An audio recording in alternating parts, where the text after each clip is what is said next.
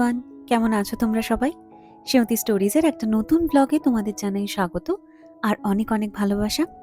আজকে হলো সেই দিন, মানে আজকে আমি চলে যাচ্ছি কলকাতা থেকে শিলিগুড়ির দিকে। আর যাওয়ার সময়টায় জানোই একটু তো মন মেজাজ খারাপ থাকেই, কারণ অনেক দিন থাকলাম তো। তবে শেষ সময়টায় বাবাকে এনেছি আরও একবার তোমাদের জন্য। আগের বার বাবা খুব সুন্দর করে তোমাদের সামনে কবিতা নিয়ে এসেছিল, আজকেও কিন্তু সেরকমই কিছু নিয়ে এসেছে। তাই চলো দেখি বাবা কি বলে।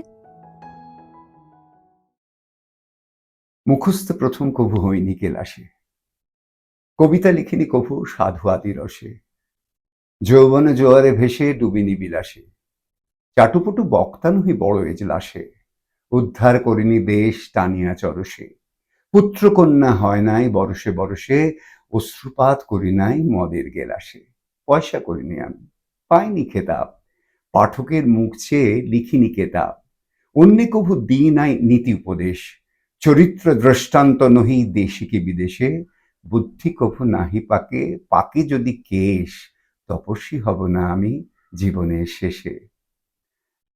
জীবনের শেষ নয়, তবে সেঁওতির বাবা মার সঙ্গে যে এতদিনের বাস, মানে এতদিনের যে থাকা, সেই থাকাটা এবার ফুরোতে চলেছে। তার মানে শ্বশুর বাড়িতে চলল সেঁওতি। তাই জন্যে প্রথম যে কবিতাটি আপনাদের শুনলাম সেটা হচ্ছে খুব বড় একজন মানুষের, প্রবোধ চৌধুরী, যিনি খুব রবীন্দ্রনাথ ঠাকুরের কাছের মানুষ ছিলেন, যাঁর স্ত্রী ইন্দিরা দেবী চৌধুরানী। তাই সেঁওতি চলে যাচ্ছে ঠিক নয়, আবার ফিরে আসবে কয়েক মাস বাদে, আবার আপনাদের সঙ্গে দেখা হবে। তাই সেঁওতি চলে যাচ্ছে বলেই আমি আবার আপনাদের কাছে এলাম। আপনারা সব ভালো আছেন তো? আরেকটি ছোট্ট কবিতা নীরেন্দ্রনাথ চক্রবর্তীর আপনাদের শুনিয়ে আমরা চাইব আপনারা সকলে মিলে সেঁওতি এই যে শ্বশুর বাড়ির দিকে এগিয়ে চলেছে, সবাই মিলে তাকে অভিবাদন জানাবেন। আবার যেন সেঁওতি শ্বশুর বাড়িতে গিয়ে ওখান থেকে আপনাদের সঙ্গে আবার আপনাদের মাঝে আপনাদের সঙ্গে যোগাযোগ রাখতে পারে। নীরেন্দ্রনাথ চক্রবর্তীর ছোট্ট একটি কবিতা। ভালো থেকো, ভালো থেকো, যে যেখানে আছো, কাছে দূরে, ভালো থেকো। হাত রেখো পরিচিত এবং অপরিচিত সব হাতের উপরে। ভেবে দেখো, যা আশা করনি তাও জমা হয়ে আছে বাহিরে ও অন্তরে। সহসা ফুরলে কলরব, তাকে দেখো, যাকে ডাক নামে ডাকা যায়।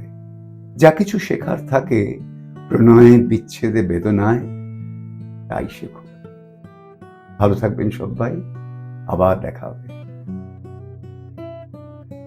বাবার বলা কবিতা তোমাদের সাথে সাথে আমার সমস্ত ভাই বোনেরাও কিন্তু শুনতে বসে গেছিল। আর এই সময়টায় আসলে ভীষণই মায়া লাগে, কারণ এই যে মুখগুলো দেখি খুব মনটা খারাপ হয়ে যায়।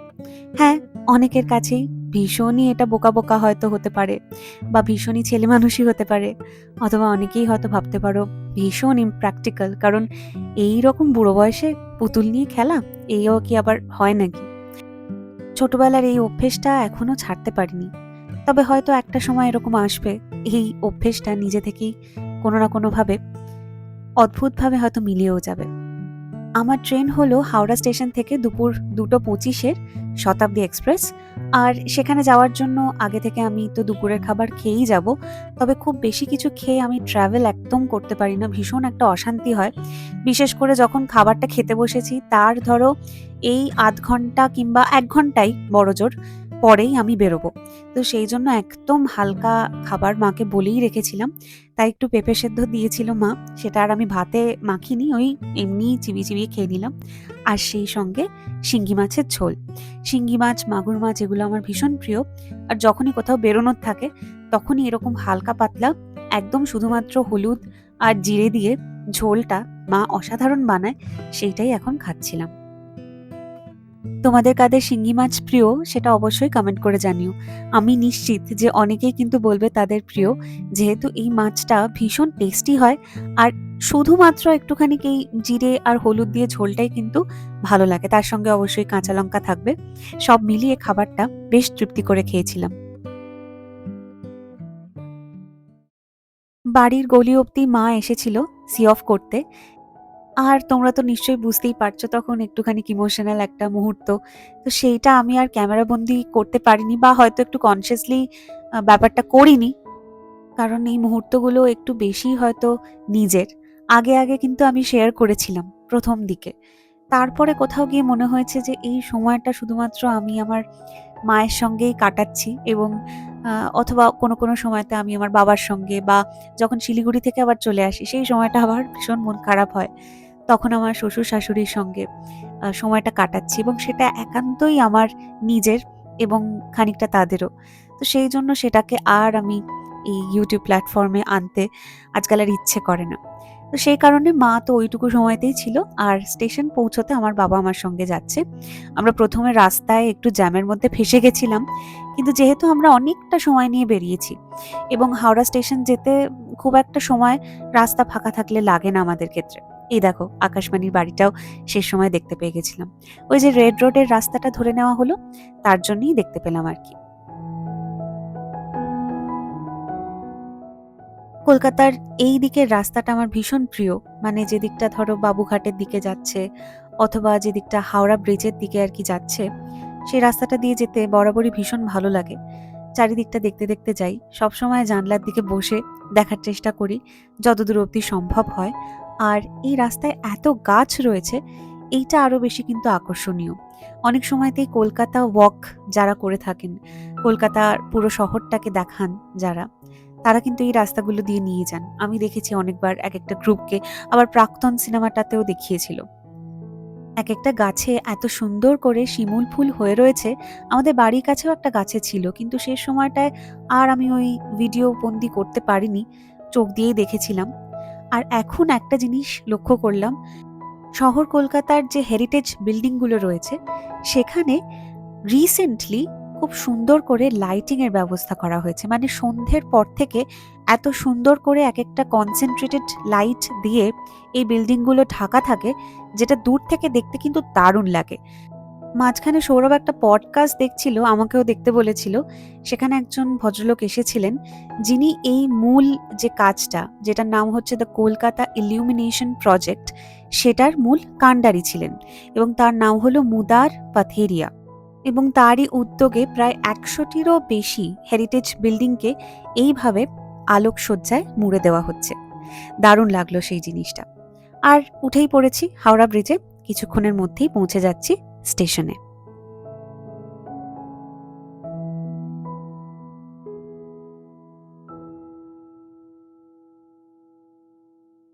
প্ল্যাটফর্মের কাছেই একেবারে চলে এলাম, কারণ খুব বেশি বাজে না, কিছুক্ষণের মধ্যেই ট্রেন দিয়ে দেবে।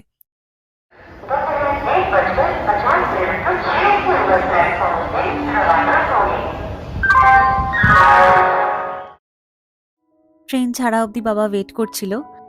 তোমরা তো জানোই শতাব্দী এক্সপ্রেস চেয়ার কার, এবং আমার যেদিকটায় পড়েছিল সেদিকে দুজন করে বসার জায়গা রয়েছে।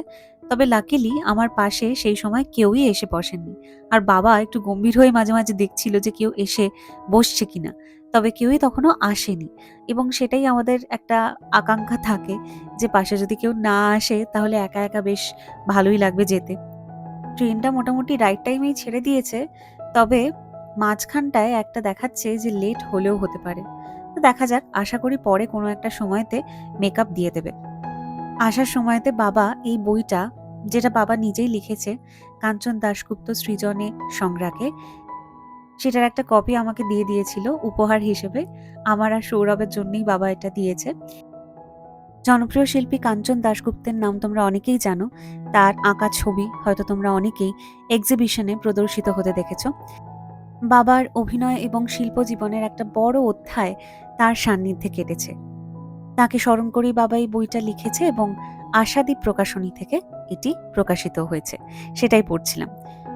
আর তার কিছুক্ষণের মধ্যেই দিয়ে গেল স্ন্যাক্স, যার মধ্যে আমার সত্যি কিছুই খেতে ইচ্ছে করছে না এই চাটা ছাড়া। চাটাও আবার এক রকমের, ওই যে একটা স্যাশে দেখতে পাচ্ছ, তার মধ্যে ওই টোটাল জিনিসটা দেওয়া ছিল, জাস্ট গরম জলে মিক্স করে নিতে হয়েছে। এটার সাথে ছিল একটা স্যান্ডউইচ, একটা কচুরি টাইপের কিছু, তার সাথে একটা চকলেট বার আর একটা চিড়ে ভাজার প্যাকেট, যেগুলোর মধ্যে আমার কোনোটাই খেতে ইচ্ছে করছে না এখন, কারণ ভালো লাগছিল না। ওই কচুরি মতন যেটা ছিল সেটা একটু ভেঙে মুখে দিয়েছিলাম গরম ছিল বলে, কিন্তু তারপরে আর একদম ইচ্ছে করলো না।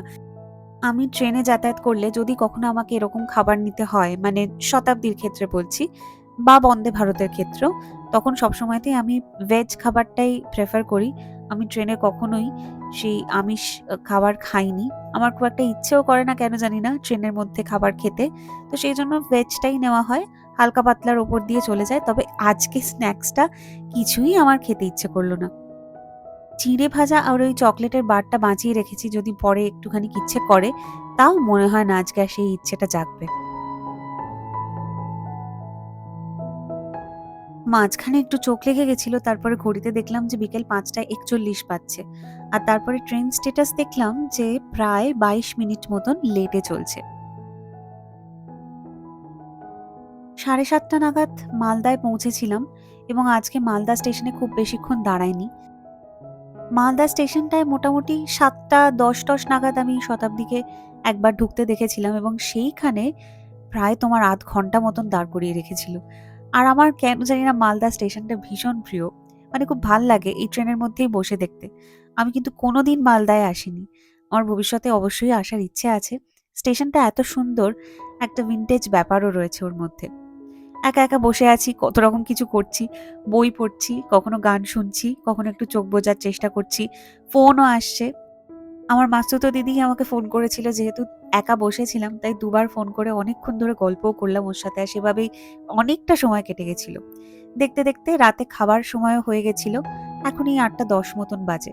আর এখানে দেখতেই পাচ্ছ ভেজ খাবারের মধ্যে ডাল, ভাত আর একটা তরকারি ছিল। আমি ওটাই তৃপ্তি করে খেয়েছি। তার সঙ্গে ছিল রুটি আর এই গ্রেভিটার মধ্যে কয়েকটা পনির ছিল। ওই পনিরগুলোকে আমি বেছে, বেছে খেয়ে নিয়েছি। গ্রেভিটা আমি খাওয়ার কথা ভাবতেও পারিনি। আর হ্যাঁ, রুটির মধ্যে ওই একটাই খেতে পেরেছিলাম। আর দেখতে, দেখতে ব্যাস আর কি, চলে এলাম শিলিগুড়িতে। কিছুদিন পর থেকে আবার শিলিগুড়ির ব্লগ তোমরা দেখতে পাবে। আজকের ব্লগটা কেমন লাগলো সেটা অবশ্যই কমেন্ট করে জানিও। আর যদি ভালো লাগে তাহলে একটা লাইক করে দিও। সবাই খুব ভালো থেকো, সুস্থ থেকো, সাবধানে থেকো। আর খুব শীঘ্রই দেখা হচ্ছে নতুন আরেকটা ব্লগে। তাহলে আজকের মতন জানাই বাই।